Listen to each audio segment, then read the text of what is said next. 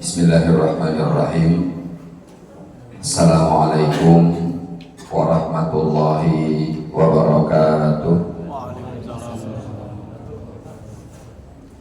Innal hamdalillah nahmaduhu wa nasta'inuhu wa nastaghfiruh wa na'udzu billahi min syururi anfusina wa min sayyiati a'malina.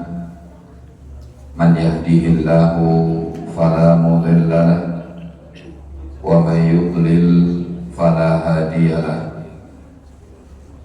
Asyhadu an la ilaha illallah wahdahu la syarika lahu wa asyhadu anna Muhammadan abduhu wa rasuluhu wa safiyyuhu wa khaliluh. Salawatullahi wa salamuhu alaihi wa ala alihi wa ashabihi wa man tabi'ahum bi ihsanin ila yaumiddin wa sallama tasliman katsira. Qala Allah subhanahu wa ta'ala fil Qur'anil Karim, ya ayyuhalladzina amanu taqullaha haqqa tuqatih wa la tamutunna illa wa antum muslimun. Ya ayyuhan nasu taqu rabbakumul ladzi khalaqakum min nafsin wahidah wa khalaqa minha zawjaha wa batha minhuma rijalan katsiran wa nisaa'a wattaqullaha alladzi tasaaluna bihi wal arham innallaha kana 'alaikum raqiba.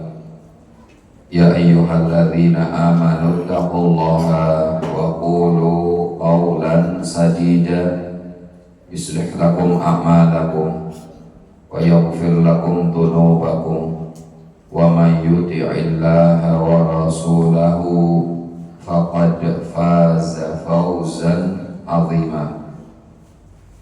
Amma ba'du, fa inna asdaqal hadithi kitabullah wa khairal hadi hadiyu Muhammadin sallallahu alaihi wasallam wa syarrul umuri muhdatsatuha wa kullu muhdatsatin bid'ah wa kullu bid'atin dhalalah wa kullu dhalalatin finnar. Bapak dan Ibu jamaah musalla at-tabi'in rahimani wa rahimakumullah. Alhamdulillah, kita bersyukur kepada Allah subhanahu wa ta'ala. Sore hari ini atau malam hari ini kita dimudahkan untuk duduk kembali bertemu bersua dalam keadaan yang insya Allah masih diliputi berbagai macam nikmat dari Allah subhanahu wa ta'ala.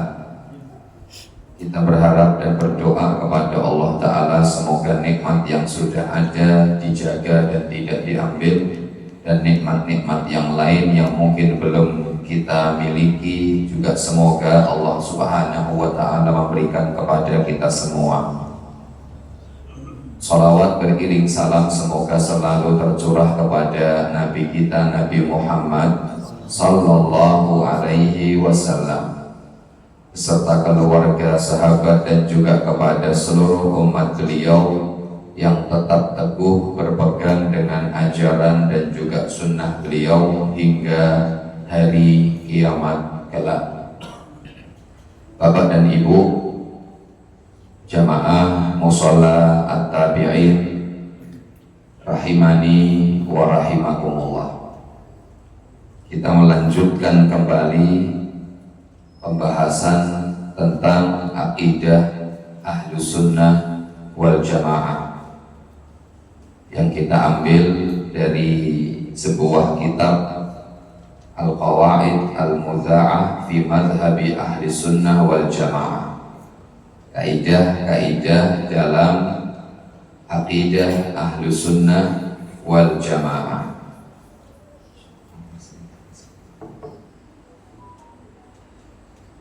Pada pertemuan yang lalu kita telah masuk pada kaidah yang ketiga, dengan kaidah yang kedua dilewati.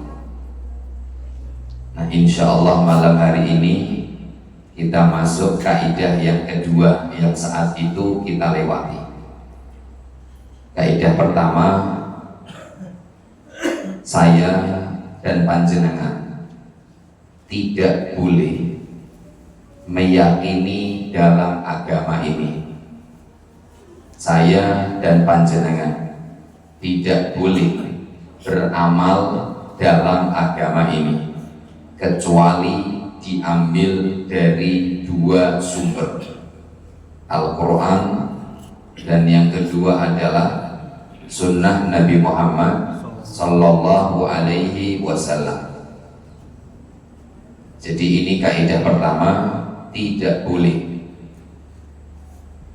membangun keyakinan dalam agama kecuali harus di atas Al-Quran dan hadis Nabi Muhammad yang sahih.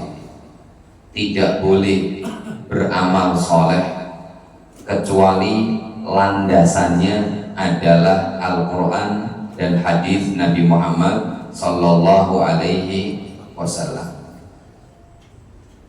Dalil yang menunjukkan kaidah ini diantaranya adalah sabda Nabi Muhammad Sallallahu Alaihi Wasallam, taraktu fikum amrayn, aku tinggalkan untuk kalian dua perkara. Selama kalian berpegang dengan dua perkara itu, gak mungkin kalian akan tersesat. Yang pertama Al-Quran, dan yang kedua adalah hadis Nabi Muhammad Sallallahu Alaihi Wasallam. Itu kaidah pertama. Jadi harus yakin, mantap, tetap bahwa kalau meyakini sesuatu dalam syariat Islam, kalau mau beramal harus ada landasannya. Landasannya dua, Al-Quran dan hadis Nabi Muhammad yang sahih. Itu kaidah pertama. Kaidah kedua, tidak bisa Al-Quran dan hadis Nabi Muhammad yang sahih difahami oleh semua akal manusia. Namun Al-Quran dan hadis Nabi Muhammad yang sahih harus dipahami dengan pemahaman para salaf. Ya, itu poin kedua. Kita nggak bisa memahami Al-Quran, kita nggak bisa memahami hadis Nabi Muhammad Sallallahu Alaihi Wasallam kecuali dibantu dengan pemahaman yang sudah dipahami oleh para sahabat Nabi Muhammad Sallallahu Alaihi Wasallam. Yang dimaksud salaf kemarin telah kita sampaikan adalah satu generasi sahabat, dua generasi tabi'in, tiga generasi tabi'ut tabi'in. Tabi'ut tabi'in generasi setelah tabi'in. Dalilnya adalah banyak. Allah Subhanahu wa taala berfirman dalam Al-Qur'an, "Wa may yushaqiqir rasul min ba'di ma tabayyana lahul huda wa yattabi' ghayra sabilil mu'minin nuwallihi ma tawalla wa nuslihi jahannam wa sa'at masira." Allah Ta'ala menyampaikan, siapa saja yang menyelisihi jalannya Nabi Muhammad dan menyelisihi jalannya orang mukmin, dan yang dimaksud mukmin dalam ayat ini adalah para sahabat Nabi Muhammad. Berarti siapa saja yang menyelisihi Nabi Muhammad dan menyelisihi jalannya para sahabat Nabi Muhammad, maka akan dipalingkan oleh Allah Ta'ala, dan Allah Ta'ala akan jebloskan dia ke dalam neraka, dan neraka adalah sejelek-jelek tempat kembali. Di sini ada ancaman bahwa siapa yang tidak mengikuti apa yang dipahami oleh para sahabat Nabi Muhammad, ancamannya adalah disesatkan oleh Allah dan dijebloskan ke dalam neraka. Berarti Tidak bisa kita memahami Al-Quran, tidak bisa kita memahami hadis Nabi Muhammad kecuali dibantu dengan pemahaman para sahabat Nabi Muhammad Sallallahu Alaihi Wasallam. Betul, kunci keselamatan adalah Al-Quran dan hadis, tapi Al-Quran dan hadis tidak bisa difahami oleh semuanya, tapi harus difahami oleh pemahaman para sahabat Nabi Muhammad Sallallahu Alaihi Wasallam. Nah, ini kaidah yang ketiga, dan insya Allah malam hari ini kita akan belajar kaidah yang ketiga. La yata'arad nassun sahihun ma'a aqlin salihin. Kaidah ketiga adalah tidak mungkin bertentangan antara hadis yang sahih, saya ulangi, tidak mungkin bertentangan antara dalil yang sahih, dalil itu berarti Al-Quran dan hadis, nggak mungkin bertentangan dengan apa? Dengan akal yang sehat. Akal sehat nggak mungkin bertentangan dengan Al-Quran. Akal sehat nggak mungkin bertentangan dengan hadis Nabi Muhammad Sallallahu Alaihi Wasallam.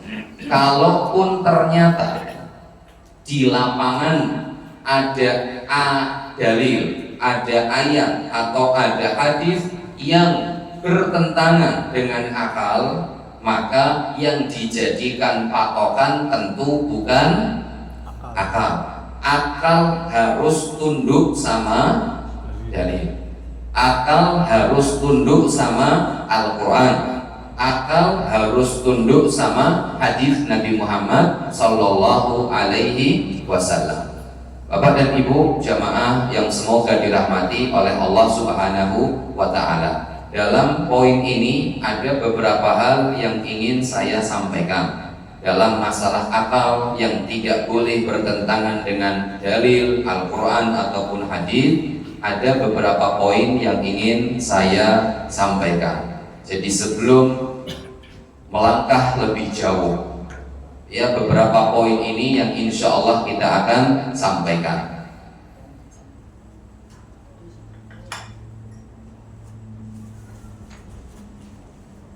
Satu poin atau poin pertama dalam masalah akal dan dalam masalah dalil, Bapak dan Ibu semua harus beriman, harus yakin bahwa inti Islam itu adalah tunduk dan patuh. Islam secara bahasa dari alif, sin, lam, dan apa ini? Mim. Islam itu artinya pasrah. Wong Jawa pasrah bongkoan. Ora usah kakean takon. Pasrah bongkoan pokoknya. Itu arti Islam. Saya dan panjenengan diminta pasrah bongkoan sama Allah Ta'ala. Pasrah bongkoan ini benar-benar pasrah, mau diapakan saja manut. Dan ini sikap yang terpuji ketika saya dan panjenengan dihadapkan dengan dalil. Kata para ulama, ahlu sunnah wal jamaah yaduru ma'ad dalil aina madar. Ahlu sunnah wal jamaah itu jalan bareng sama Al-Quran dan hadis kemanapun Al-Quran dan hadis jalan. Kalau Al-Quran nyuruh ke kanan, ya manut ke kanan. Kalau Al-Quran nyuruh ke kiri, ya manut ke kiri. Pasrah bongkoan. Al-Quran nyuruh kalau habis tidur tangan jangan celupkan langsung ke ember, ya sudah manut. Kata Nabi Muhammad SAW, idza staiqadha ahadukum min naumihi fala yudkhil yadayhi fil ina. Kalau salah seorang di antara kalian bangun tidur, tidak boleh memasukkan kedua tangannya ke dalam ember bak mandi atau yang semacamnya. Kalau orang dulu kolak, kalau anak sekarang pakainya ember. Males, apa ini males nguras sih. Orang dulu nggak sampai kasih iwak barang di situ. Iya, iwak emas dulu ya. Nah, nggak boleh. Kenapa nggak boleh? Kata Nabi Muhammad, karena seseorang nggak ngerti di mana tangan ini semalaman nginep.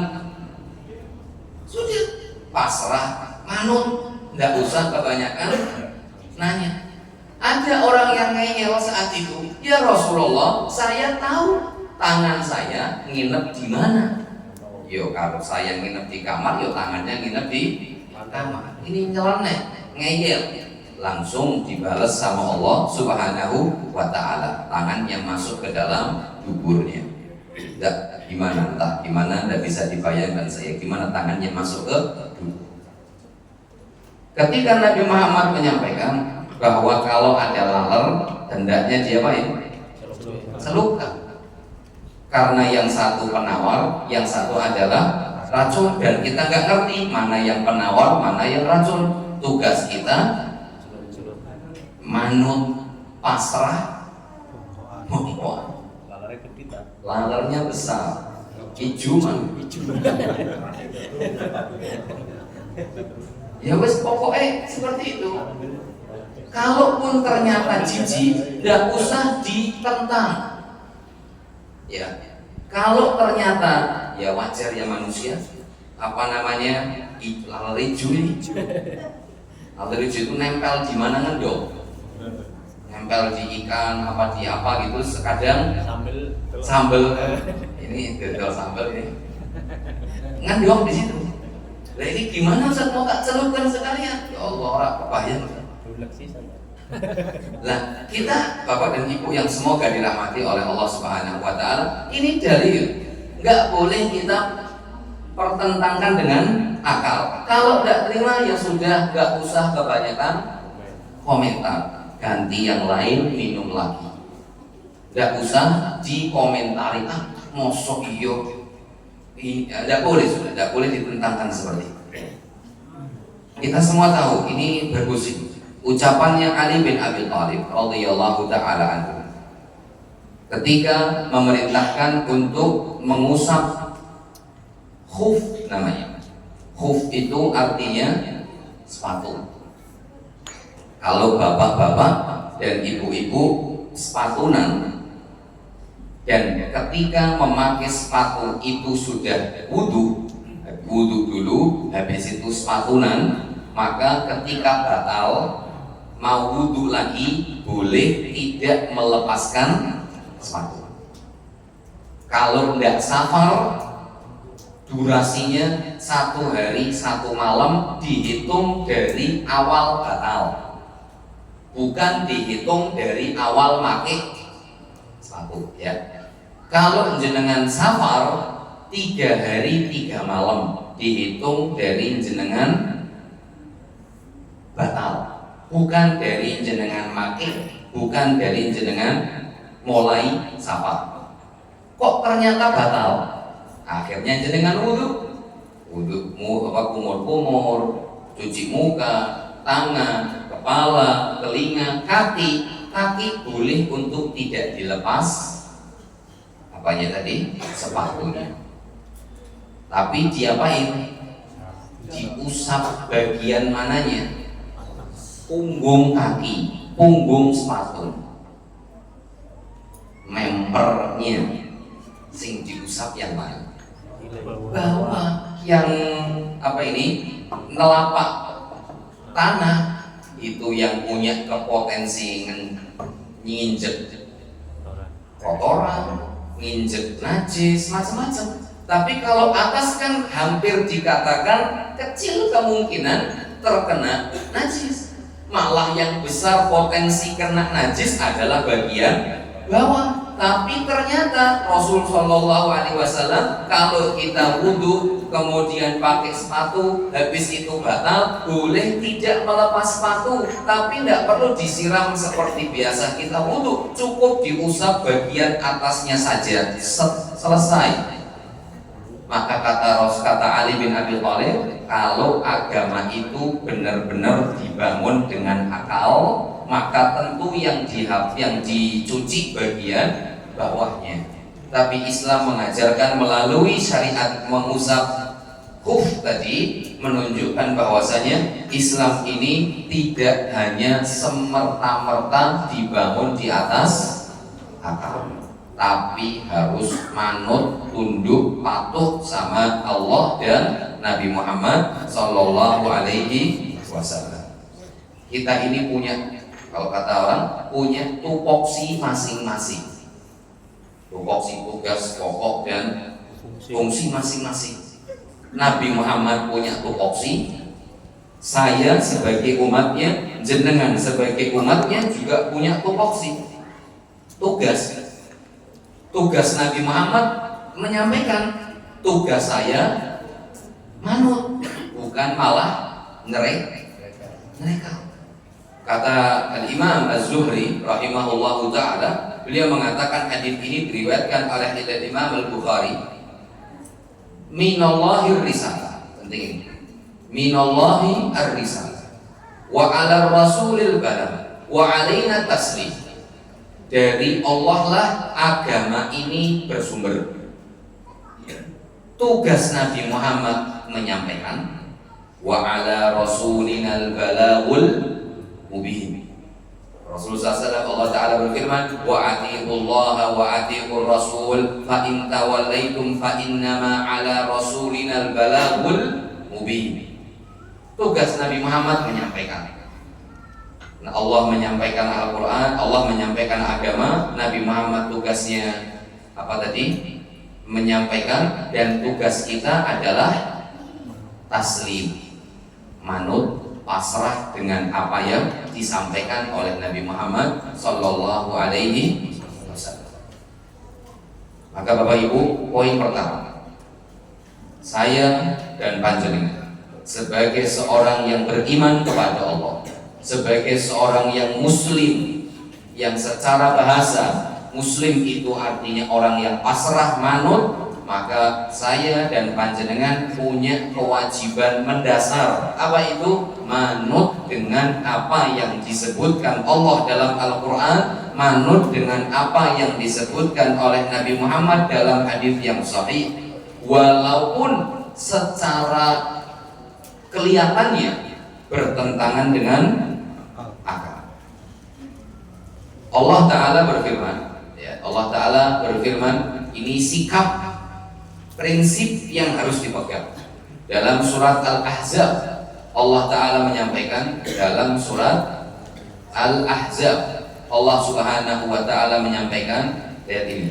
Kata Allah Ta'ala, wa ma kana lil mu'minin wala mu'minatin idza qadallahu wa rasuluhu amran an yakuna lahumul khiyaratu min amrihim.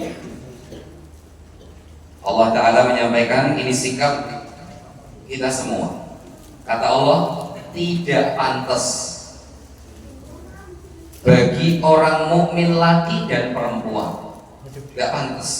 Gak pantas gimana? Idza qadallahu wa rasuluhu amran. Kalau Allah dan nabinya sudah memerintahkan suatu perintah, an yakuna lahumul khiyaratu min amrihim, mereka gak pantas untuk milah-milih, cari celah agar mereka bisa menerekal urusan Allah dan perintah Allah Subhanahu wa Ta'ala. Kita semua diminta, apabila seorang muslim itu diajak kepada sesuatu yang memberikan kehidupan kepada mereka, mereka mengatakan sami'na wa ata'na. Jangan seperti orang Yahudi. Orang Yahudi mengatakan sami'na wa asaina. Kami dengar, kami maksiat. Tapi sikap orang beriman, sami'na wa ata'na. Kami dengar dan kami taat ya Allah. Maka seperti ini sikap dan prinsip orang beriman. Kalau Allah dan Nabi-Nya sudah bilang A, tidak boleh pilih-pilih cari yang lain. Kalau Allah dan Nabi-Nya sudah menentukan suatu perkara, gak ada cara lain kecuali pasrah, tunduk dengan apa yang disampaikan oleh Allah Ta'ala. Lihat, kalau ternyata kita masih tidak pasrah, tidak manut, tidak tunduk, Allah lanjutkan ayatnya dalam surat Al-Ahzab tadi ayat 36. Wa may ya'sillaha wa rasulahu faqad dhalla dhalalan ba'ida. Siapa yang maksiat kepada Allah dan maksiat kepada Rasulullah, maka sungguh dia telah tersesat dengan kesesatan yang nyata. Berarti tebang pilih, milah milih, kalau Allah Subhanahu wa ta'ala sudah menentukan, dianggap oleh Allah sebagai sebuah kemaksiatan. Dan siapa yang maksiat kepada Allah, dia jauh dari Allah dengan kesesatan yang nyata. Maka Bapak Ibu yang semoga dirahmati oleh Allah Ta'ala, kalau ada apapun bentuknya berita, informasi, atau bentuknya hukum itu tadi contohnya, kalau pakai sepatu sudah wudu batal, maka hukumnya adalah cukup diusap. Berarti kalau ada ayat dan hadis yang menyampaikan sesuatu, intinya hukum, isinya hukum tertentu, tidak ada kata lain kecuali manut, pasrah, sami'na wa ata'na. Kalau bicaranya tentang masalah informasi, berita, maka juga sama, tidak ada cara lain, tidak ada celah lain kecuali manut, tunduk dengan apa yang Allah Ta'ala sampaikan. Berita apa contohnya? Contohnya Rasul Shallallahu Alaihi Wasallam bersabda dalam hadis yang sahih, beliau menyampaikan, yanzilu Rabbuna tabaraka wa ta'ala ila sama'i dunya fi thuluthil lailil akhir. Rasul mengatakan, Tuhan kalian, Tuhan kita bersama turun ilas sama dunia, turun ke langit dunia. Dan kita tahu langit itu ada berapa tingkat? Ada 7. Allah Ta'ala turun ke langit dunia. Kapan? Di sepertiga malam terakhir. Sudah, kita percaya informasi yang disampaikan oleh Nabi Muhammad Sallallahu Alaihi Wasallam. Gak perlu ngereka. Mudun ini berarti di dhuwur iso. Nek aku numpak mobil, mudun di mobil berarti mobilnya kosong. Kan seperti itu. Berarti kalau Allah Ta'ala turun dari arsy-Nya kemudian ke langit dunia, terus berarti arsy-Nya kosong. Tidak boleh ngereka. Kita nggak tahu yang namanya turunnya Allah, modelnya seperti apa bentuknya seperti apa, teknisnya seperti apa, kita tidak tahu. Kita hanya disampaikan oleh Nabi Muhammad bahwasanya Allah Ta'ala menginformasikan, Nabi Muhammad menginformasikan Allah Ta'ala turun di langit dunia sepertiga malam terakhir. Dan Allah Ta'ala menyampaikan, siapa yang berdoa kepada aku akan kabulkan. Siapa yang minta ampun kepada aku akan aku ampuni. Siapa yang punya hajat akan aku berikan hajatnya. Tapi kita nggak perlu tahu gimana teknisnya turun dan seterusnya. Tugas saya, tugas panjenengan adalah taslim, pasrah dengan apa yang Allah Subhanahu wa Ta'ala sampaikan. Allah Ta'ala menyampaikan,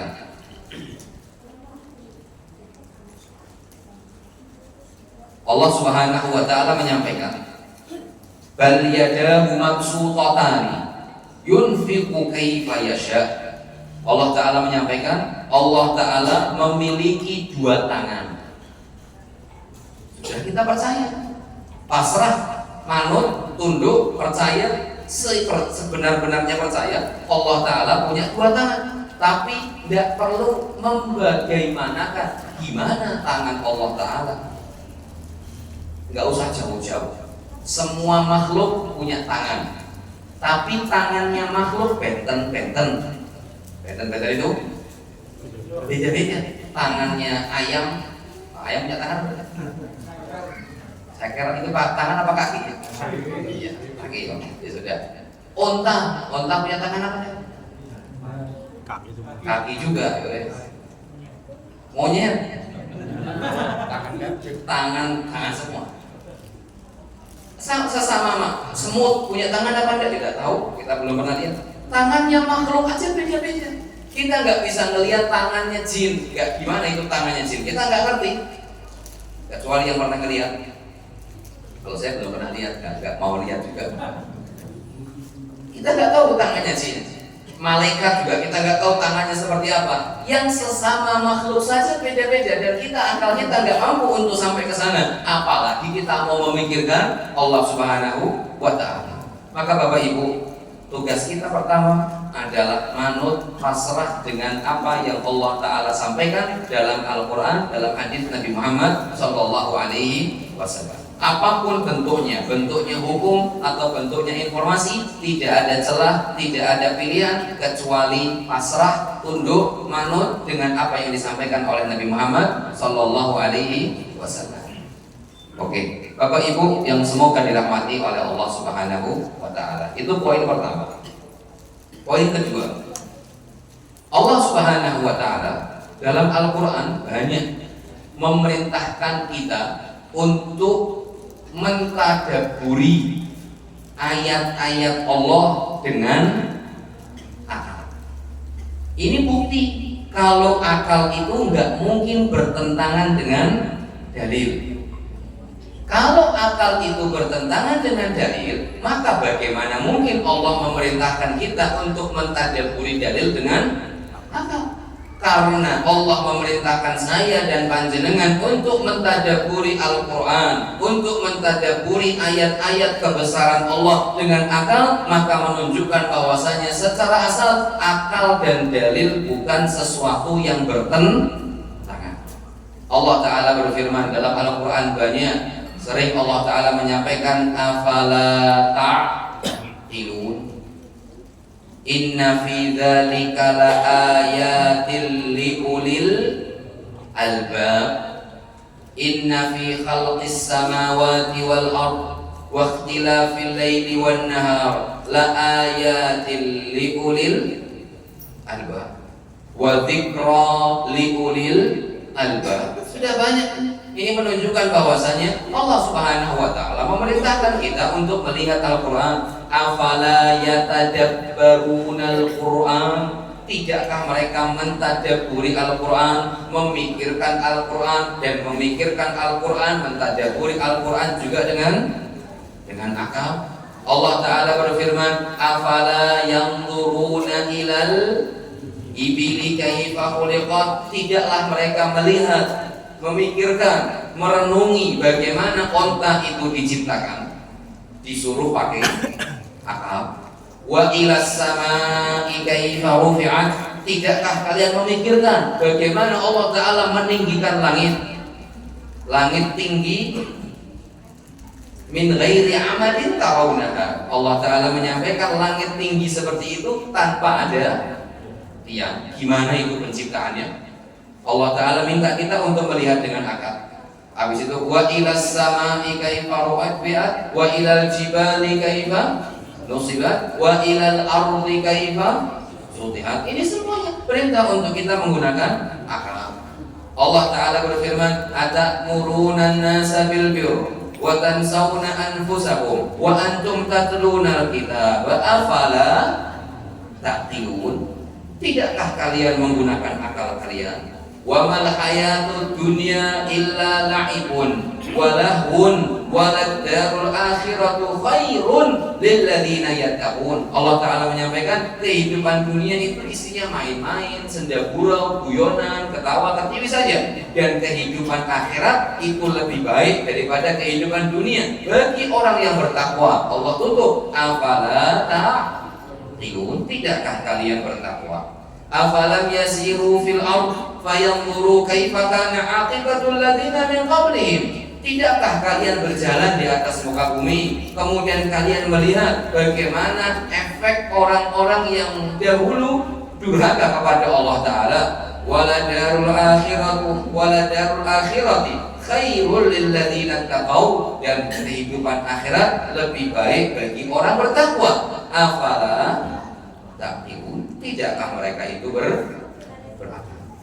Maka dalam Al-Quran banyak Allah Subhanahu wa Ta'ala perintahkan kita untuk menggunakan akal. Sudah, ini menunjukkan bahwasanya akal dan dalil tidak mungkin bertentangan.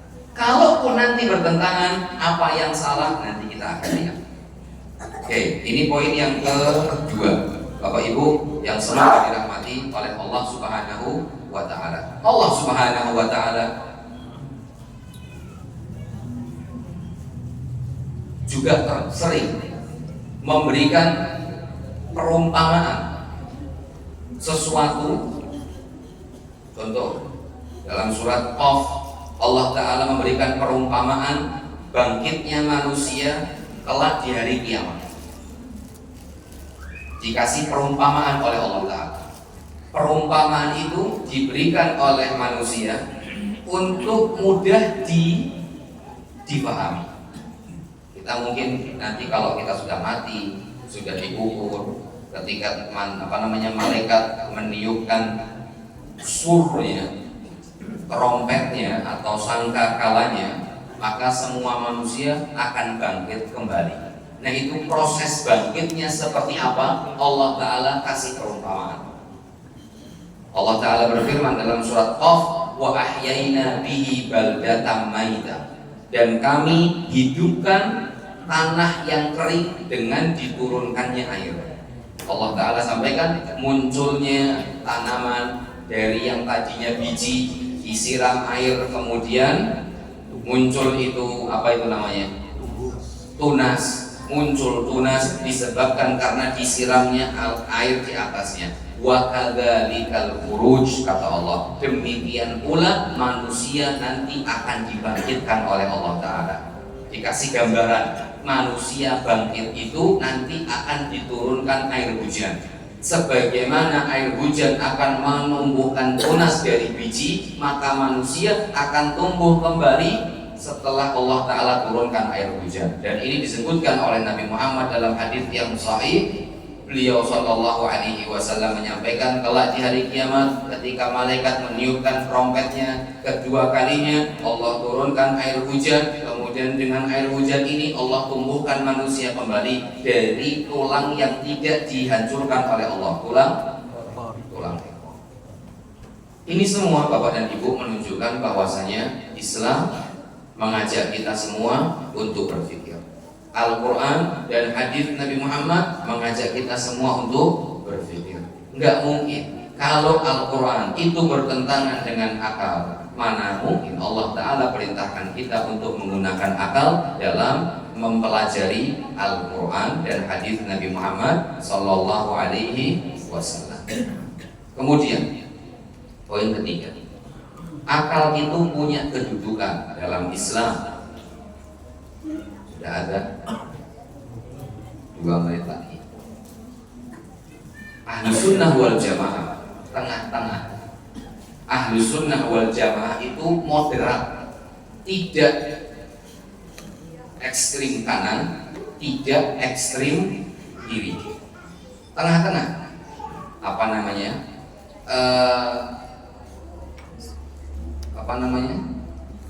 Pokoknya tengah-tengah, moderat, netral, nggak ke kanan, nggak ke kiri, nggak terlalu berlebihan, nggak juga terlalu menggampangkan. Dalam masalah akal pun sama, Ahlus Sunnah wal Jamaah tengah-tengah. Islam mendudukkan akal sesuai porsinya.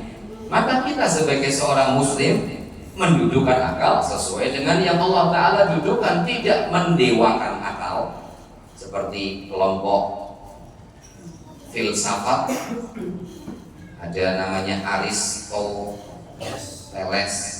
Aristoteles dan yang lain sebagainya. Itu mereka semua mendewakan akal, menjadikan akal dewa di atas segala-galanya. Kalau ada Al-Quran yang bertentangan dengan akal, maka yang dibuang adalah Al-Qurannya. Tapi ada orang yang juga meremehkan akal, tidak menggunakan akal sama sekali. Tapi Ahlus Sunnah wal Jamaah tengah-tengah. Akal punya kedudukan, akal punya urgensi, dan kita mendudukkan akal sesuai dengan porsinya. Kayaknya sudah ada. Terima kasih banyak. Jazakumullahu khairan katsiran. Insyaallah kita lanjutkan pada pertemuan yang akan datang jika diberikan kesempatan oleh Allah Subhanahu wa Ta'ala. Itu mungkin yang bisa saya sampaikan. Intinya poin tiga poin yang ingin saya sampaikan: satu, kita diminta untuk tunduk pasrah kepada Allah Ta'ala. Yang kedua, yang kedua itu akal dan Al-Quran tidak mungkin bertentangan karena Allah perintahkan kita untuk mentadaburi ayat-ayat Al-Quran. Dan yang ketiga, akal memiliki kedudukan. Apa kedudukannya? Nanti insya Allah kita sampaikan di pertemuan yang akan datang. Wassallallahu ala nabiyyina Muhammadin wa ala alihi wa sahbihi wa baraka wasallam. Walhamdulillahirabbil alamin. Terima kasih banyak Bapak Ibu. Mohon maaf apabila ada tutur kata yang kurang berkenan. Subhanakallahumma bihamdika asyhadu an la ilaha illa anta astaghfiruka wa atubu ilaik. Wassalamualaikum warahmatullahi wabarakatuh.